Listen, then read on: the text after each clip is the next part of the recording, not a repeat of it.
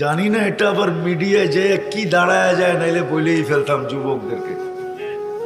না, আমাদের আমেরিকার ইজতেমা হয় পেনসিলভেনিয়া, ওই স্টেডিয়ামে হয় যে স্টেডিয়ামে রেসলিং হয়, রেসলিং খেলা হয়। এই বড় বড় যেটি আছে রোমান রেঞ্জ টেন্স যা আছে, ওরা ইজতেমার সময় আসে। তো ওরা দেখবা খেলতে খেলতে, রোমানরে দেখবা মাঝে মাঝে খেলতে খেলতে ও একটা চিৎকার দিয়া এনার্জি ফিরায় নিয়ে আসে, ঠিক না?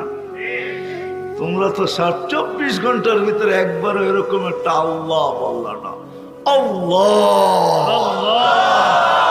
আল্লাহ যদি বলে এত জোরে ডাকলি কেন? আল্লাহ 24 ঘন্টা তুমি আমাকে অক্সিজেন দাও, আমার মন চাইলো একবার তোমাকে আমি মন বইরা ডাকি।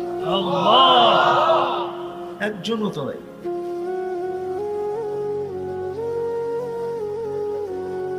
আমি এবার সেপ্টেম্বরও ইজতেমা করে আসছি ওই সেম স্টুডিয়ামে। আমি সেপ্টেম্বরের 15 তারিখে আসছি, গত সেপ্টেম্বরে আমেরিকার ইজতেমার থেকে। প্রত্যেক ইজতেমায় পড়ায় সময় ওরা আসে, সব দল বেন্দা। আমি চিনি এদেরকে, অনেক কাছের থেকে চিনি। তোমরা তো শুধু ফেসবুকে দেখো, দুই একটারে জিগাইলে আমাকেও চিনি। আমি বড় কাছের থেকে দেখি এদেরকে, শুধু ওরা না, বড় বড় সিঙ্গার ফিঙ্গার সব দেখি, আসে আমাদের কাছে। আলহামদুলিল্লাহ।